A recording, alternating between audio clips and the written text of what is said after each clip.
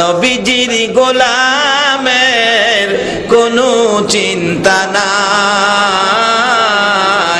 চলো নবীজির জান্নাতে মদিনাতে যাই। বলুন, চলো নবীজির জান্নাতে মদিনাতে যাই। নবীজির গোলামের, নবীজির গোলামের কোনো চিন্তা নাই। চলো নবীজির জান্নাতে মদিনাতে যাই। বলতেছিলাম, নবীর গোলামিতে নাম লেখাইছিলেন ওমর। কিভাবে? ওমর যখন রাষ্ট্রপতি, ওমরের ছেলে আব্দুল্লাহ আর ইমাম হুসাইন নবীর আদরের নাতি, খেলার মাঠে এক পর্যায়ে হুসাইন বলে ফেললেন রাষ্ট্রপতির ছেলেকে, গোলামের বাচ্চা গোলাম। রাষ্ট্রপতির ছেলে কই, কারে কইছেন গোলামের বাচ্চা? আমার বাবা রাষ্ট্রপতি, আমার বাবারেও গোলাম কইলেন, আমারও গোলাম কইলেন। বিচারটা কি হইব জানেন? আমার বাবা বাঘেরে বিচার করে, বাঘের বিচার। কই, যা তোর বাপেরে কইস বাঘের বিচার করতো, যা। বাড়ি গিয়ে ডাকতেছে আব্দুল্লাহ, ওমর বাবা, আপনি তো বাঘের বিচার করতে পারেন? হ বাবা, একটা বিচার আজকে করতে হবে। কার? ইমাম হুসাইন রাদিয়াল্লাহু তাআলা। ওমর বলেন, বাবারে, যার নাম উচ্চারণ করেছো তার শানে বিচারের কথা বলা আমার পক্ষে সম্ভব নয়। বাবা, মানি না, বিচার করতে হবে। যাই হোক, লম্বা ঘটনা, আমি সংক্ষেপ করতেছি, আলোচনার সামনে অনেক। ফিনফিনি ভিনভিনি সেনফিনি শুরু করছে। বাবা অবশেষে যাও, বিচার হবে শুক্রবার দিন মসজিদের নববীতে। হাজার হাজার মানুষ চারদিক জড়ো হয়ে গেলেন। ওমর এত বড় নিদয়া হয়ে গেল, আজকে হুসাইনকে বিচার করবে, যে হুসাইনকে রাসূল কোলে রাখতেন। একদিন নবীজির কুল মুবারকে হুসাইন প্রস্রাব করে দিয়েছিলেন। রাসূল হাসে, হুসাইন এ কি করলে তুমি, আমার কোলে প্রস্রাব করে দিলে? আল্লাহ জিজ্ঞাসা, বন্ধু কি ব্যাপার? নাতির প্রস্রাব যেমন খুশি লাগে, আল্লাহ কি করব, নাতি প্রস্রাব করে দিছে। বন্ধু যাও, নাতির প্রস্রাবে খুশি হওয়ার কারণে আজ থেকে কিয়ামত পর্যন্ত নানার কোলে নাতির প্রস্রাব সুন্নাতে রাসূল করে দিলাম। কি আদরের নাতি! আল্লাহ নিজেও কত আদর করে, অথচ এই হুসাইন পর্যন্ত নির্মম ভাবে কারবালায় শহীদ হয়েছে আমাদের নাজাতের জন্য। তাহলে আমরা কেন জাহান্নামে যাব? ইনশাআল্লাহ আমরা জান্নাতি হব। সেই রাস্তাটাই আজকে খুঁজে বের করব, যেটা জান্নাতীদের রাস্তা। আপনারা রাজি আছেন তো? আল্লাহ যদি আমাকে তৌফিক দেন তাহলে আমি বের করব। যাই হোক, বলতেছিলাম, ইমাম হুসাইনের বিচার আব্দুল্লাহ ওমরের কাছে দিলেন। ওমর দিন তারিখ করে স্থান নির্ধারণ করলেন মসজিদে নববী। মুসল্লিরা ভিড়। হযরত আলী রাদিয়াল্লাহু তাআলা হুসাইনকে হাতে ধরে ধরে মসজিদে নববীর ভিতরে বসে আছে। প্রশ্ন করলেন মিম্বরে দাঁড়ায়, রাষ্ট্রপতি ওমর, হুসাইন আছেন? জি আছি। তো আমার ছেলেরে কি গোলামের বাচ্চা গোলাম? আমারে বড় গোলাম, ছেলেরে বাচ্চা গোলাম কইয়া গালি দিছেন? হ দিছি তো। আমাদের দেশের ছেলেরা হইলে তো অস্বীকার করত, মা শিখাইয়া দিত, বলবি এ কথা কই নাই, মিথ্যা কথা কইয়া জান বাঁচান ফরজ, আরো ফতুয়া শিখাইতো। কি আসলে এই কথাটা ঠিক নয়। মুসলমান জীবন দিতে পারে, মিথ্যা কথা বলতে পারে না। পৃথিবীর বিজাতিরা মুসলমানদের আদর্শ দেখে তারা মুসলমানদেরকে শ্রদ্ধা করে, এখনো শ্রদ্ধা করে। তার বাস্তব, গত মাসের 8 তারিখ 18 তারিখ মাহফিল ছিল ভারতের ত্রিপুরা। তখন তাদের নির্বাচন তো সামনে। রাত্র 11টায় ত্রিপুরা সোনামুড়া থানার মাহফিলে মিনিমাম 30,000 লোক, তার মধ্যে অন্তত 5,000 হবে হিন্দু, ওয়াজ শুনতে আসছে। ওই ত্রিপুরার মন্ত্রী, নির্বাচন শুরু হয়েছে তো, তার সহমন্ত্রী নিয়ে রাত্র 11টায় স্টেজে 30,000 লোকের সামনে আমার পায়ের মধ্যে নমস্কার দিয়ে 5 মিনিট পড়ে রয়েছে। এত বড় মন্ত্রী, তাদের শ্রদ্ধা এখনো ইসলামের প্রতি, মুসলমানদের প্রতি আছে। শুধু কিছু লোকের আচার আচরণে বিশ্বজুড়ে ইসলামকে কলঙ্কিনী করে ফেলেছে। আল্লাহ তাদেরকে বিচার করুক, ইসলামের ইজ্জত রক্ষা করুক। সকলে বলো না আমিন। ওমর ফারুক রাদিয়াল্লাহু তাআলা বলতেছেন, গোলামের বাচ্চা গোলাম গালি দিয়েছেন? হুসাইন সঙ্গে সঙ্গে বললেন, হ্যাঁ আমি গালি দিয়েছি। হযরত আলী রাদিয়াল্লাহু তাআলা দাঁড়িয়ে বলতেছেন, ওমর, বাচ্চাদের ব্যাপার, এটা এত বড় চোখে না দেখে হালকা ভাবে দেখে এটা ছেড়ে দিলে হয় না। ওমর বলেন, আলী আপনি বসেন, আপনাকে বলি নাই। আলী বসে গেছে, হুসাইন দাঁড়িয়ে গেছে, আমার আব্বুরে বসিয়ে দিলেন। বলেন কি বলবেন? আমার কি ছেলের গালিটা গোলামের বাচ্চা গোলাম বলে কি দিছেন? দিছি তো। আচ্ছা, আমি তো রাষ্ট্রপতি, আমি তো কোনো গোলামি করি নাই, আপনি আমারে গোলাম বললেন, বাচ্চারেও গোলাম বললেন, আমি কই গোলামি করলাম, কার গোলামি করলাম? আপনি কথাটা যে বললেন। হুসাইন বলেন, ওমর, সকলের সামনে বড় কথা কইও না, আমি সব জানি। তাহলে জানি বললে বোঝা গেল কথাটার গুরুত্ব আরো বাড়ছে। হুসাইন ওমরের দিকে আঙ্গুলটা খাড়া করে ডাকতেছেন, বাবা ওমর, এই ওমর, সকলের সামনে বড় কথা বলো না। তুমি কি আমার নানার গোলামি করো নাই? কার গোলামি? কার গোলামি? আজকে আমরা কি সেই নবীর গোলামি হতে যাইতে রাজি আছি তো? আল্লাহু আকবার বলুন। কে আপনারা, কে এই গভীর রাত্রে সেই নবীর কথা শোনার জন্য বসে আছেন? বাবা, কে তোমরা কমিটির সদস্য? এই বৃষ্টি বাদলের দিনে এত বড় আয়োজন করেছো, তোমাদের আয়োজনে হাজার হাজার মানুষ নবীর গোলামির পক্ষে হাজিরা দিয়েছে। আমার মন বলে আজকের আয়োজন আর উপস্থিতি, যারা এইভাবে কষ্ট করে বসে আছেন, আমার নবী আপনাদের জন্য ফুলসিরাতের ঘাটে বসে থাকবে।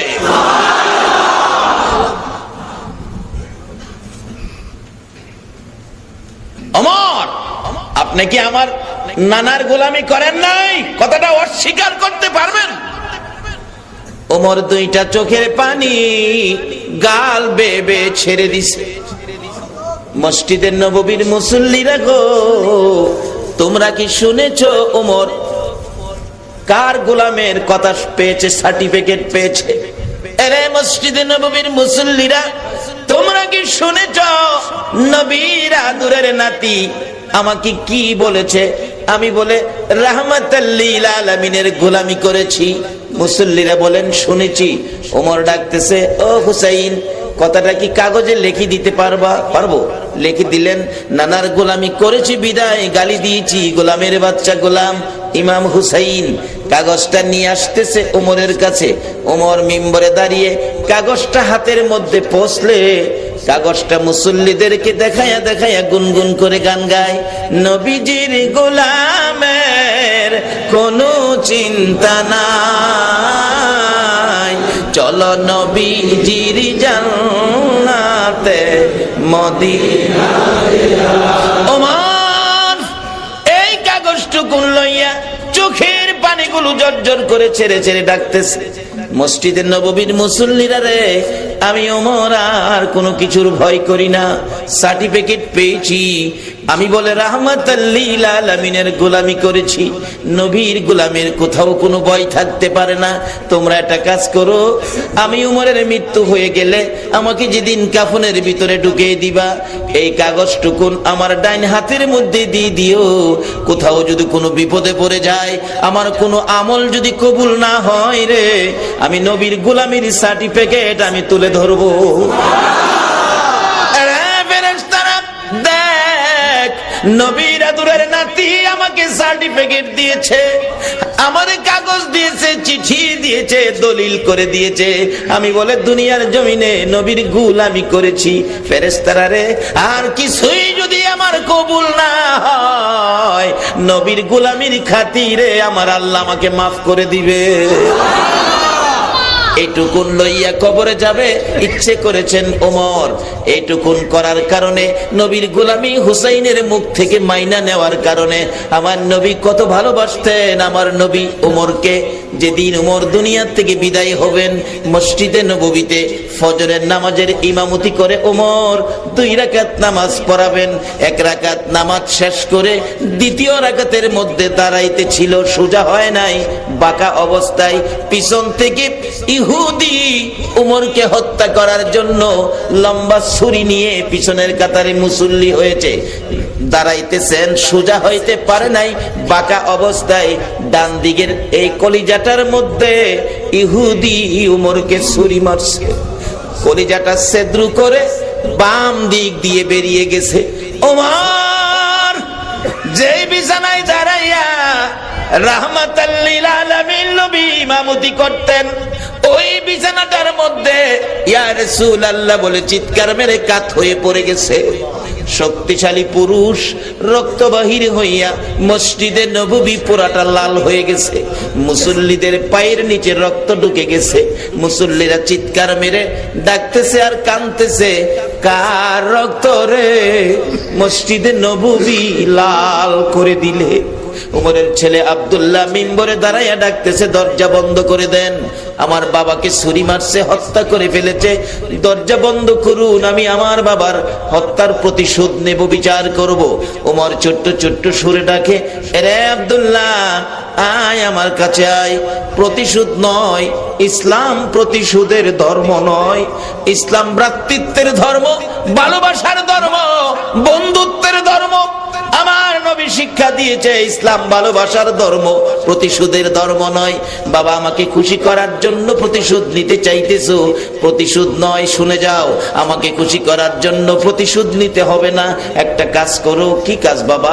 তুমি যাইয়া মা আয়েশা সিদ্দিকার কাছে আমার পক্ষ থেকে 2টা হাত মার কাছে বাড়াইয়া দাও। বাড়াইয়া বাড়াইয়া বলবে, মা গো আমার বাবাকে ছুরি আঘাত করেছে, বাবা দুনিয়ার থেকে বিদায় হয়ে যাবে।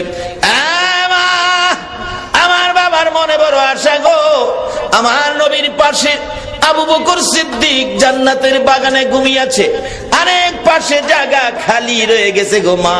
আমার বাবা 2টা হাত বাড়াইছে, একটু জায়গা দিবেন নি নবীর রওজার পাশে? আমার বাবা ওমরকে নবীর পাশে শোয়ানোর জন্য। আব্দুল্লাহ রে আর কিছুই চাই না রে, বিচার চাই না, প্রতিশোধ চাই না, আমারে পারবে নি আমার নবী রাহমাতাল লিল আলামিনের পাশে শোয়াইতে। আল্লাহ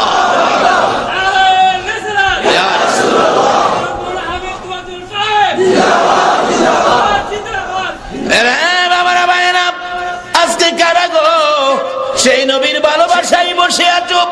আমার মন বলে মদিনায় যাইয়া যদি নবীর পাশে শুইতে নাও পারো, বাংলার জমিনে তোমরা যদি শুয়ে যাও, মায়ার নবী দয়ার নবী মদিনার থেকে হাত বাড়াইয়া সাবধান করে দিবেন, ফেরেশতারা রে আমার আদুরের বান্দাগুলো বাংলার জমিনে শুয়েছে, সাবধান করে দিলাম, কোনো বেয়াদবি করিস না। বলুন নবী যদি মদিনার থেকে ডাক দেয়, কবরে শান্তির ফায়সালা হবে কিনা? বাবারে মরতে যখন হবেই, এই রাস্তাটা লন নিয়ে আমরা মরি, মরতে হবেই।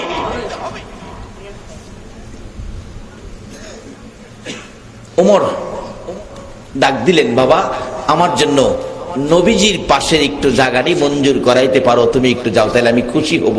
নবীর পাশে শুইতো, কিন্তু নবীর গোলামের খাতায় তো নাম লেখাইছে, দেখি নবী গোলাম রে কবুল করে কিনা। দৌড়ে গেছে, মা মাগো আমার বাবাকে সর্বনাশ করেছে, বাবা একটু জায়গা আপনার কাছে চাইছে নবীর পাশে থাকতে, আবু বকর সিদ্দিকের মতো আমার বাবাকে একটু জায়গা দিবেন। কাঁদতেছে ছেলে।